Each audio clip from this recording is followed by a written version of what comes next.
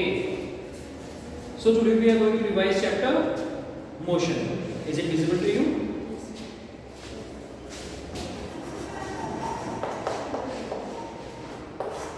So when we are dealing with the chapter motion, as I have already told you, जैसे मैंने आपको पहले भी बता रखा है, जब हम मोशन चैप्टर की बात कर रहे हैं, आप शायद आपको वॉक करते हुए, for example how many years old you are? 13. So practically you have been walking for past 13 years. ठीक है, प्रैक्टिकली आप पिछले 16 साल से 13 साल से चल फिर रहे हो. बट अगर आपसे कोई पूछे कि आपकी एक्सेलरेशन क्या है, कैसे चल रहे हो, क्या चीज़ें हैं, तो वो चीज़ आप बताने के लिए क्या करोगे? सर ये तो नहीं मालूम. ठीक है. So what you are going to do here is you are going to understand that how you are writing it on the paper. आप इसे पेपर पे कैसे बताओगे आप किसी भी तरीके की मोशन को? Suppose someone is walking fast, someone is walking slow, then how will you conclude all these things on paper?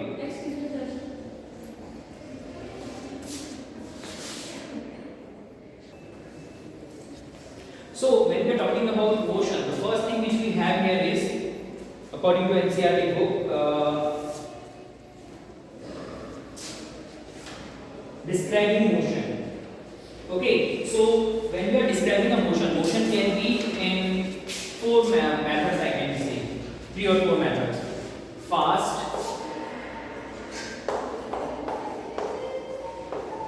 slow, okay, fast, slow, random, linear and circular. Okay, so when we are talking about fast motion, somebody is walking fast, कोई बहुत जल्दी चल रहा है. Okay, अब कैसे बताओगे कौन जल्दी चल रहा है? Like I said, walk fast. But when you have to write this on paper, how will you write it down? क्या लिखोगे उसके लिए? वो जल्दी चल रहा है. बट जल्दी चल रहा है डेफिनेशन नहीं है. जल्दी चल रहा है कि क्या डेफिनेशन है? What will be the definition for fast? Confusion हो गई, कैसे बताएं? सो हमारे पास एक पुराना फॉर्मूला है आपका, एक छोटा सा. Speed is equal to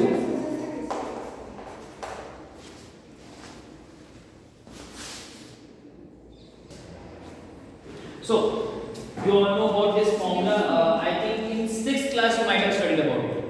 So distance p is equal to dx, distance upon time. You are aware about this formula from your past 6th class, 6th standard. Yes. ठीक है. We will be using this formula only. We will be using this formula, but now abbreviations are little bit changed. Abbreviation change हो गए. पहले आप लिख देते थे s is equal to d by t. ठीक है. Now there is a little change. What changes are there? Now distance is denoted by s. Distance is denoted by s, and speed, or you can say velocity, is denoted by v. Okay, so according to it, what will happen now? V is equal to s by t. Okay, it can be capital or small t, it's up to you. Understood? So ये थोड़ा सा change आ गया. अब ये हमने formula सीख लिया. अब आप बता सकते हो कोई तेज चल रहा है, कोई धीरे कैसे चल रहा है? बिल्कुल बता सकते हो. You can tell. How? If something is covering a large distance in small amount of time. If someone is covering large distance in small amount of time, it is moving fast. It is moving fast. And if someone is covering you can say a small distance in large amount of time, it is moving slow. For example, take the example of the race between tortoise and rabbit. Rabbit is able to run fast. What does it mean? he is able to complete that particular distance in a very short amount of time. Usain Bolt is able to complete 100 meter in I think somewhere about 8 some seconds. Okay, so he is able to cover the distance of 100 meter in only 8 seconds. Just taking a round figure. Similarly, if I ask you to run, okay, it might be case that you might take 1 minute to complete 100 meter, 1 minute or 2 minutes. Okay, and if I say that a very small kid, if I say a very small kid to complete that 100 meter, he might take 10 minutes to complete that 100 meter. That child might take 10 minutes to complete 100 meter. So distance was same 100 meter. Distance was same. But some person is completing it in 8 seconds, some in 1 minute, some in 10 minutes. So this time is telling you whether it is slow or fast. If time is small, it is fast. If time is higher, it is slow. Got it? अब ये चीज आपने आपको कई बार मैं बता चुका हूँ ये चीज. ये वही कॉन्सेप्ट आ गया आपका 1/10 और 1/100 वाला. If my time is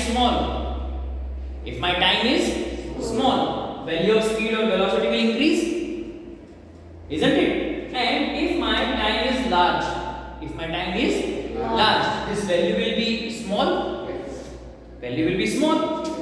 So ultimately we can tell who is fast and who is slow. Got it? समझ आ गया चीज. Next, random motion. Random means zigzag motion. If some, for example, movement of a butterfly, you can, or movement of a bird, can you predict its motion? एक बार यहाँ था, एक बार यहाँ, एक बार यहाँ, एक स्कूल पे, एक बार यहाँ इधर. They are moving a random path. They are moving in a random path. But when I say that you have to complete, you are supposed to walk. ठीक है? Then will you move in a random path or a linear path? Linear path. Generally, for example, if I say movement of a train will move in a linear path. है ना? Understood? So random means zigzag motion. Random means zigzag motion, and linear means motion in a straight line. Motion in a straight line. And then here comes the circular motion. Circular motion means when something is moving in circles. Like for example, the race track. Have you seen the race tracks? They are in circular format. है ना? Sprint race देखिए, वो relay race. तो वो circle form में होती है, 400 metre या जितनी भी होती है. So circular, linear, random, fast and slow. जब हम फास्ट एंड स्लो की बात करते हैं, हमारा ये कॉन्सेप्ट आता है. ठीक है? रैंडम के ऊपर ज्यादा कुछ आपके इसमें है नहीं स्टडी. ठीक है? क्योंकि हम रैंडम मोशन को रैंडम नाम से ना पढ़ के आपके इसमें हम कुछ और तरीके से पढ़ते हैं. कोई बताएगा किस तरीके से पढ़ते हैं?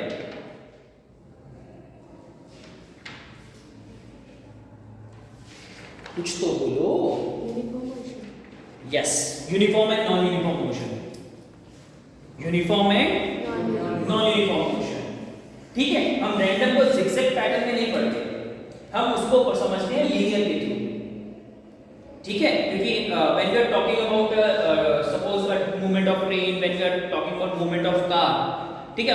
ऐसा तो कोई होगा नहीं ना जो कार को एक बार ऐसे लेके जाए, फिर ऐसे रोड के ऊपर ही पहले पूरा स्टीयरिंग इधर घुमा दे, एक कोने में लेके आए, फिर नहीं ऐसे नहीं चलाना, फिर दूसरी बार स्टीयरिंग घुमा दे, इधर लेके जाए, फिर इधर, फिर इधर, फिर इधर, और ऐसे चलता रहे और बाकी ट्रैफिक भी सारा उसके साथ ऐसे ही चले.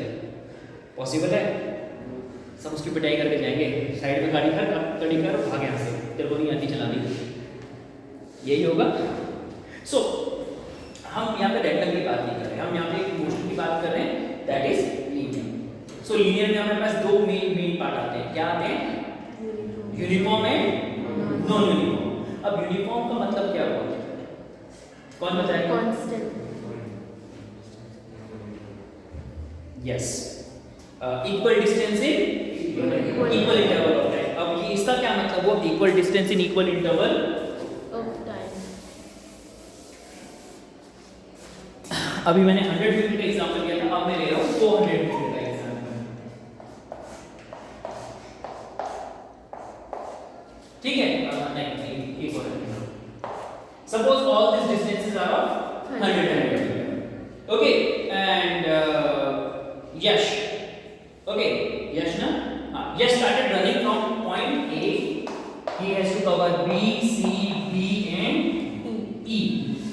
Okay, Yash started running from A and his speed is somewhere 4, I should say. चलो स्पीड को भी छोड़ देते हैं, स्पीड की बात नहीं करते हैं, लिमिट नहीं देते, ठीक है। आपने you are able to complete A to B distance in 2 minutes. Okay, in next 2 minutes he completed B to C. In next 2 minutes he completed C to D. But the moment he reached B, जैसे D पे आ गया, थक गया, 300 metre दौड़ चुका है, सांस फूल गई, अब उसको कवर करने में लगे 4 मिनट्स। D to B को कवर करने में लगे यश को 4 मिनट्स। अब इसे हम कैसे डिस्क्राइब करेंगे?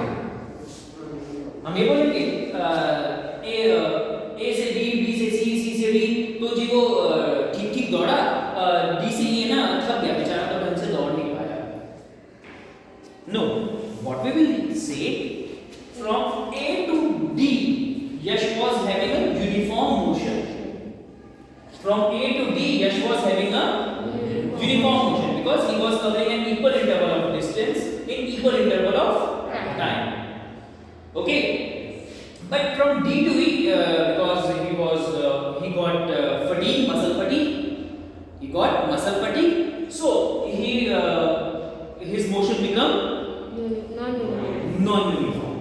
His motion became non-uniform क्योंकि अब या फिर मैं इसमें बीच में अगर छोटे-छोटे और गैप ऐड कर दूँ, 50 मीटर दौड़ने के बाद, फिर 50 मिनट दौड़ने के बाद वो थक गया थोड़ा, या 25 मीटर के बाद थोड़ी स्पीड और चेंज हो गई और वेरिएशंस आ गई, ठीक है। सो जब हम बात करते हैं practically, when we are talking about any runner और एनी स्प्रिंट रनर, ठीक है, तो उनके केस में तो लीनियर मोशन ही रहेगा। उनके केस में हमेशा क्या रहेगा, लीनियर मोशन, और लीनियर मोशन में हमारे पास क्या रहेगा, uniform motion. Okay, but when we are talking about a car, suppose when we are talking about a car, moving car, so can you assume that car will be able to have uniform motion till eternity? नहीं, बिल्कुल नहीं, वो कभी हमेशा uniform motion में तो कभी रह ही नहीं सकते, कभी भी नहीं रह सकते। कब कौन सा जानवर रोड के ऊपर आ रहा है, कब रेड लाइट ऑन हो रही है, ऑफ हो रही है, कहाँ पे स्पीड ब्रेकर है, कहाँ इंडिया गड्ढे तो होंगे, ठीक है। और उन सबको छोड़ दो तो लोग हैं जो बीच में एकदम से आ जाएंगे, अरे तुम्हारे से गलती है यार, मैं रास्ते में आ गया। सो these things will happen, so you have a uniform speed, brakes will be applied every time। कई बार तो हालत ऐसी हो जाती है ब्रेक मार मार के थक जाते हैं गाड़ी में, होता है ना, same thing. So in practical life you always face non-uniform motion. In practical life we always face non-uniform motion, but in verbal we should know about uniform also. So this is the definition of uniform, and कहाँ पर uniform motion हो सकता है, जैसे एक sprinter है जिसको cover करना है डिस्टेंस, ठीक है, तो वहाँ पे वो चीजें आ सकती है। अंडरस्टूड? जब हम बात करें किसी ट्रेन की मूवमेंट की, तो जैसे ट्रेन्स हैं बहुत डिस्टेंस कवर कर जाती हैं, लंबा चौड़ा डिस्टेंस कवर करती है, कई बार तो 200 किलोमीटर भी निकल जाती है एक बार में, तो वहां पे बोल सकते हैं यूनिफॉर्म था उसके अंदर। अगर यूनिफॉर्म है तो ही बोलेंगे, ऐसा नहीं है कि वो यूनिफॉर्म नहीं था और हम बोल देंगे यूनिफॉर्म है। बट यूनिफॉर्म की डेफिनेशन क्या हुई, equal distance in equal distance in equal interval of time. Understood? Is it clear? Circular motion हमारे पास इस चैप्टर में सबसे बाद में आता है, सर्कुलर मोशन हमारे पास सबसे लास्ट में टॉपिक आता है। अभी हम लीनियर को थोड़ा और एक्सपेंड करेंगे, ठीक है। सो लीनियर में भी हम क्या क्या देखेंगे?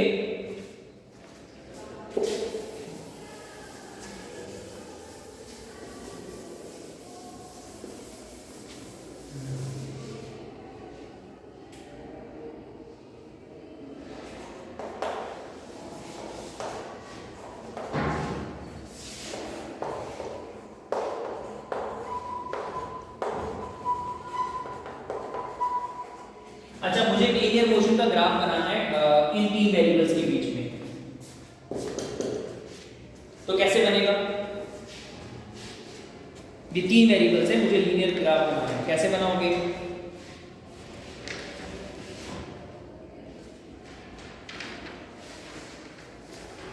कोई आइडिया?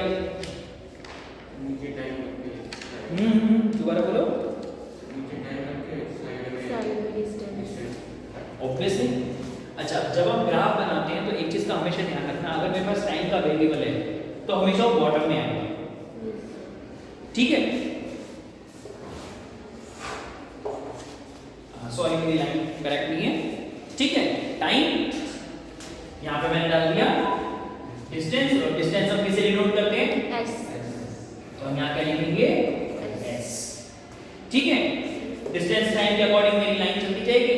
अगर मेरा मोशन यहाँ पे है uniform motion, if my motion is uniform motion and it started from rest, uniform motion and it started from rest, मतलब पहले इनिशियल स्पीड कितनी थी उसकी? 0, so what will happen here is my line will be straight line because it will be covering equal distance, equal interval of time everywhere, ठीक है? But अगर मैं यहाँ पे लाइन ऐसी बना दूँ, इसी को इसको हाँ, एक और अच्छा सा,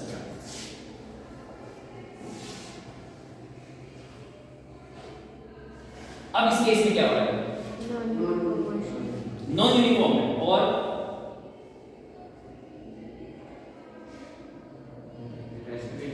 it was not at rest. Yes got the answer. It is not at rest. Rest पे नहीं था, 0 से स्टार्ट नहीं हुआ ना, so it initially it has already covered some distance, उसने कुछ डिस्टेंस पहले कवर कर रखा था, वहां से हम चेक कर रहे हैं, है ना? समझ में आ गया? इसी तरह हम चीजें वेरीफाई में वेरिएशंस आती हैं। अब सपोज मैंने एक लाइन बनाई, ये लाइन छोड़ दी मैंने इसे ग्राफ में, इसका क्या मतलब है? इधर मेरा है टाइम, डिस्टेंस टाइम ग्राफ, हाँ डिस्टेंस टाइम। अब इस लाइन, इस ग्राफ का क्या मतलब है? पहले मोशन में था पहले मोशन में था, फिर रेस्ट पर है। कोई और बताएगा? एड अप करेगा इसमें कुछ? Yes, his answer is accurate. That it was initially it was having some motion. Okay, but हम ऐसे नहीं बोलेंगे initially it was having some motion. After covering a certain distance, the vehicle stopped. After covering a certain distance, the vehicle stopped. ठीक है? क्यों? कैसे पता चला रुक गया? क्योंकि मेरा डिस्टेंस नहीं बढ़ रहा है। क्या बढ़ रहा है मेरा? टाइम। सपोज मैंने गाड़ी घर की पार्किंग में लाके सेव मतलब स्टैंड खड़ी कर दी, it's parked in the parking, so distance is not changing now, but what is happening? Days are increasing, time is increasing, hours are increasing. समझ में आ गई ये चीज? क्लियर हुई ये चीज? ये ग्राफिकल रिप्रेजेंटेशन में आते हैं इसी के।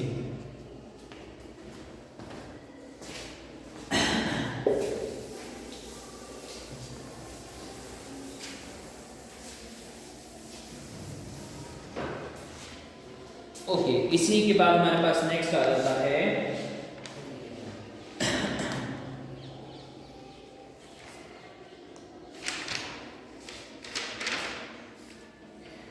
वेलोसिटी। अच्छा, अब वेलोसिटी आता है मेरे पास इसी लीनियर मोशन में।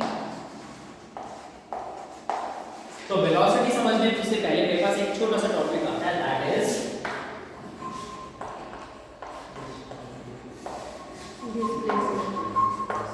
Displacement. Okay, now what is difference between first question, सबसे पहले ये होता है sir already we were having a value of distance, then what is the reason to have displacement? So there is a difference between distance and displacement. Okay, suppose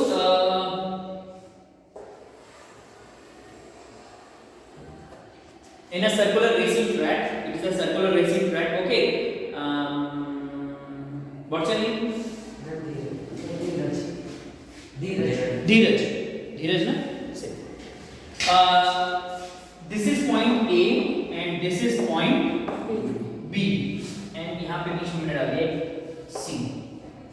ठीक है? Dheeraj started running from A. He reaches to B. ठीक है? वो B तक पहुंच गया. सही है? अब जो उसने यहाँ से दौड़ते हुए यहाँ तक कवर किया, ठीक है, और मुझे धीरज को पकड़ना था, ठीक है, I wanted to catch the Dheeraj while running. मैंने थोड़ा स्मार्ट यूज किया, मैं बीच से दौड़ता हुआ चला गया, सी से होते हुए. Who will reach C B first? मैं पहुंचूंगा बी पे पहले कि धीरज पहुंचेगा? साफ दिख रहा है कि सर ये डिस्टेंस तो लंबा हो रहा है, ये डिस्टेंस तो छोटा है ना? पता चल रहा है? क्लियरली चीज दिखाई दे रही है, क्योंकि सर्कमफेरेंस के ऊपर जब आप दौड़ते हो वो डिस्टेंस से हमेशा ज्यादा ही होता है, सॉरी डायमीटर से, है ना? So what happened here is, okay, so I was telling you that if you are covering this distance, it is visibly also confirmed. ये देखने से भी पता चलता है कि ये मेरा ज्यादा होगा और ये मेरा छोटा होगा, है ना? यही फर्क है आपका डिस्टेंस और डिस्प्लेसमेंट में. So if Dheeraj is completing distance from A to B, Dheeraj is running from A to B, so he is completing a distance from A to B, okay, but his displacement is from A C B. Okay, so this is his distance and this is his displacement. So displacement is the shortest path between 2 points. Shortest path between 2 points. Suppose for example you want to travel, it's a general thing, आजकल तो बहुत common है, जिसने भी bullet ले ली then his only dream is to go to Ladakh जाना, दुख दुख दुख करते हुए लद्दाख जाना है. बहुत सारे भाई बहन होंगे जिन्होंने कहा ये सपना होगा, थार ली होगी, ठीक है. But can you imagine that they will be having a straight path from Delhi to Ladakh? The path will be zigzag. For example, Delhi से शुरू किया तो यहाँ से थोड़ा अमृतसर जाना पड़ेगा, फिर इधर जाना पड़ेगा, इधर, फिर जाके आप लद्दाख पहुँचोगे. लद्दाख में सीधा रास्ता नहीं होगा, कहीं ना कहीं से घूम फिर के होगा, पहाड़ के चक्कर काट के होगा. It will be like that. Okay, but when you will, this is the distance by road. This is the distance by road. जब फ्लाइट में आप जाते हो, फ्लाइट में जाते हैं, देन क्या फ्लाइट भी ऐसे जाती है? एक बार ऐसे घुमाएगा, एक बार ऐसे घुमाएगा, झूले दिलाते हुए लेके जाएगा. Will it happen? No, they will complete a straight. So he will start from here and he will drop you here. That's it, है ना? तो ये जो कवर किया, ये था मेरा डिस्टेंस, और ये जो है ये है मेरा डिस्प्लेसमेंट. ठीक है.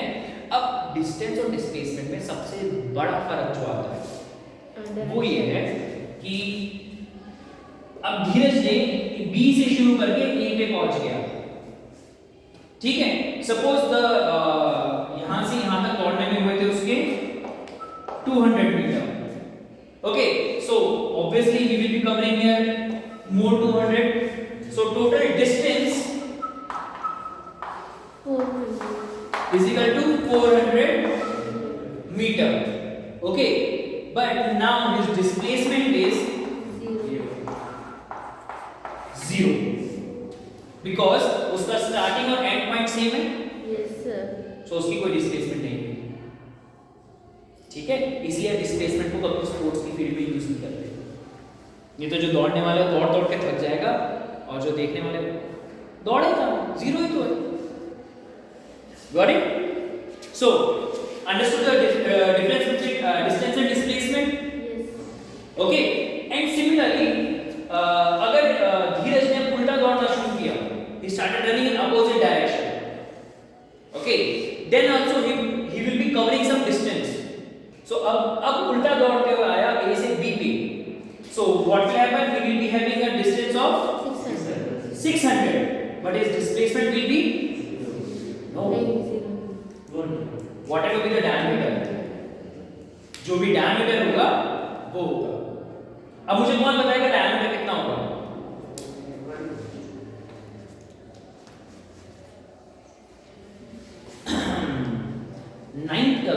एट्थ क्लास में आपने ये सर्कल के सारे फॉर्मूले किए हैं। What is the area for circumference of a circle? Surface of the Circumference of a circle. अच्छा 2 pi r 2 pi r. So circumference कितनी हो गई? 400 metre. So 400 equals to 2 pi r. है ना? अब यहाँ से आप डिस्टेंस निकाल सकते हो। I mean to say that क्या बोलते हैं इसको? डिस्प्लेसमेंट अरे नहीं, डायमीटर कैलकुलेट कर सकते हैं यहाँ से। Understood? So if you are getting a numerical like this, don't get confused. There is a numerical in NCERT जिसमें एक स्क्वायर फील्ड या रेक्टेंगल फील्ड है, उसमें एक फार्मर है वो चक्कर काट रहा है और यहाँ से यहाँ तक का डिस्टेंस है। बहुत कॉमन सा क्वेश्चन है, सॉल्व करके देखना आज। एक्सरसाइज में मिलेगा या फिर आपके उसमें। repeat करना sir There is a farmer. He started working. He started moving on the edge of his farm. Okay, he covered. You can say उसने 3 or 3.5 टन्स लिए उसने, ठीक है। And what is his displacement? If its distance is 10 meter, ऐसा कुछ question है।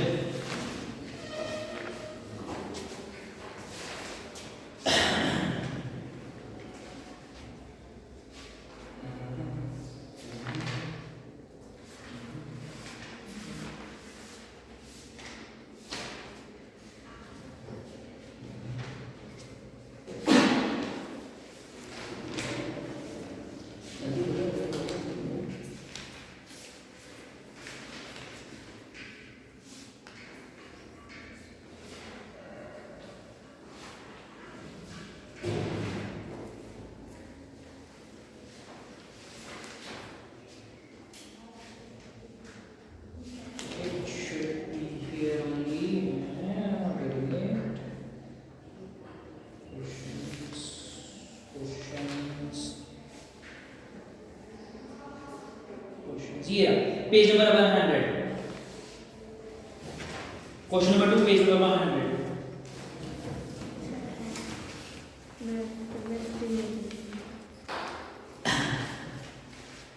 ठीक है, इसे घर पे ट्राई करना, अभी मत ट्राई करो, घर पे ट्राई करना।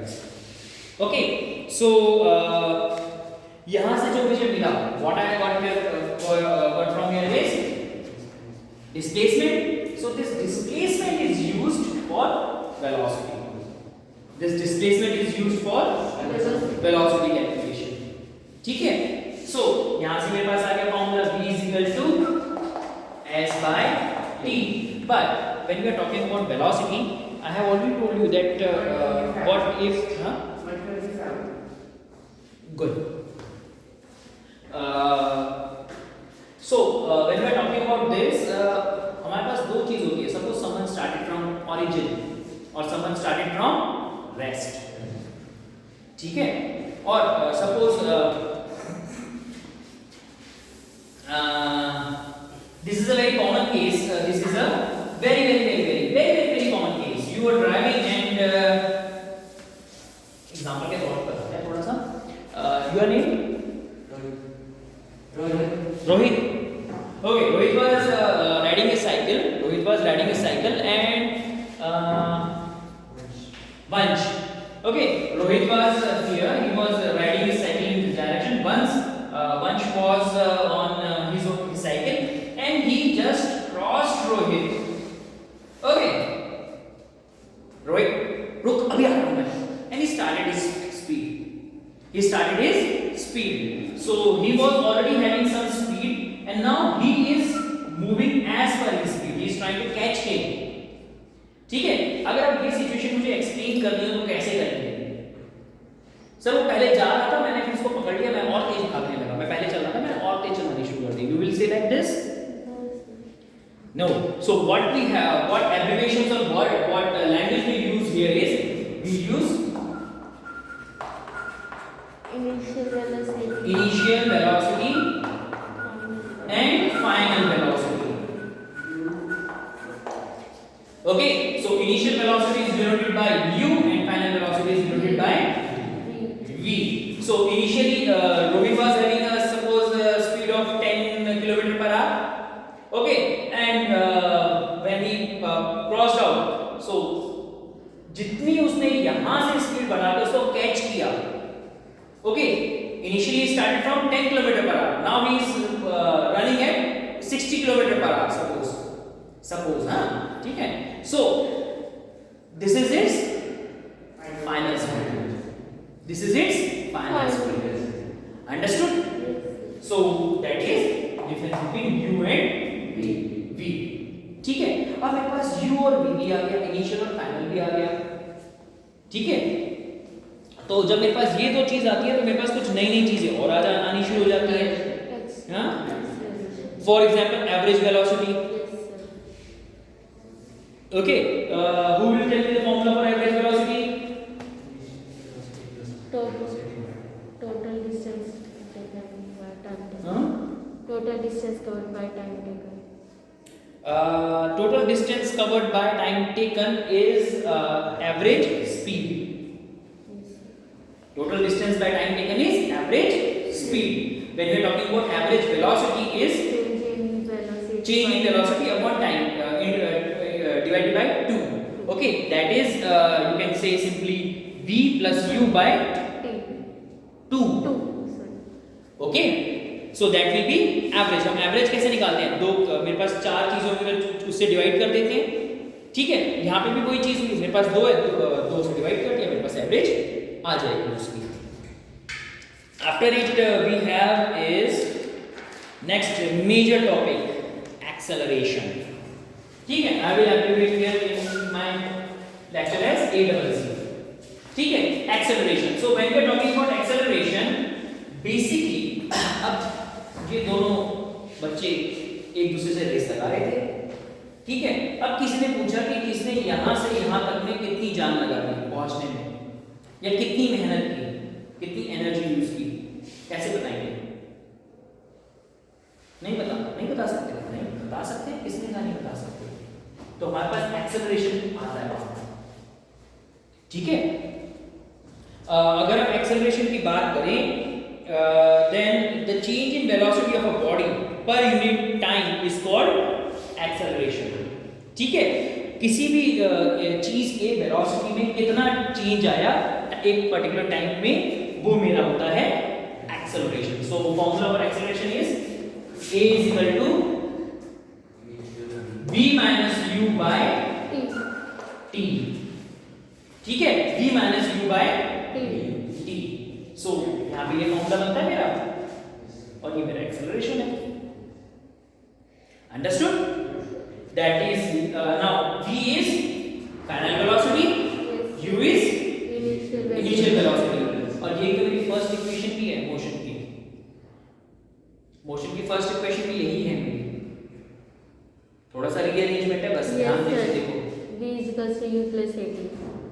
थोड़ा सा इधर उधर तो किया, रीअरेंजमेंट ही तो है. That is my first equation of motion. Got it? Yes, sir.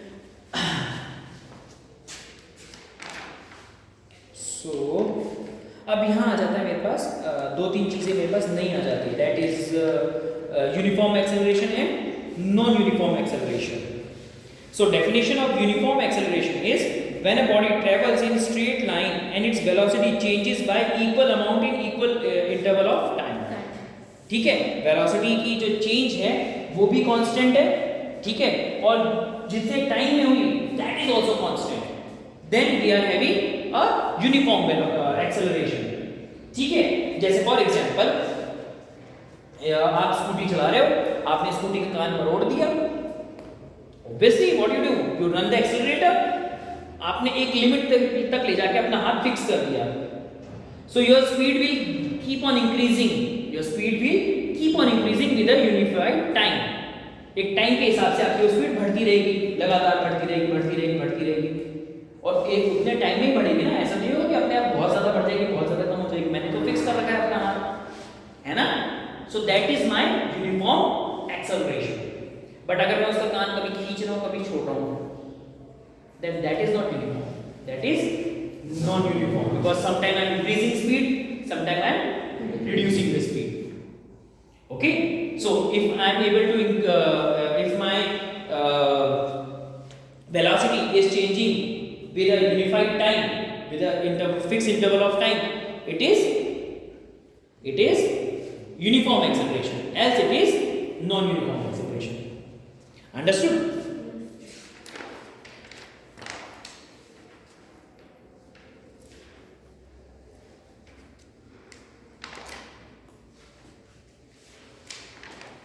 अब इसके बाद मेरे पास आ जाता है ग्राफिकल रिप्रेजेंटेशन।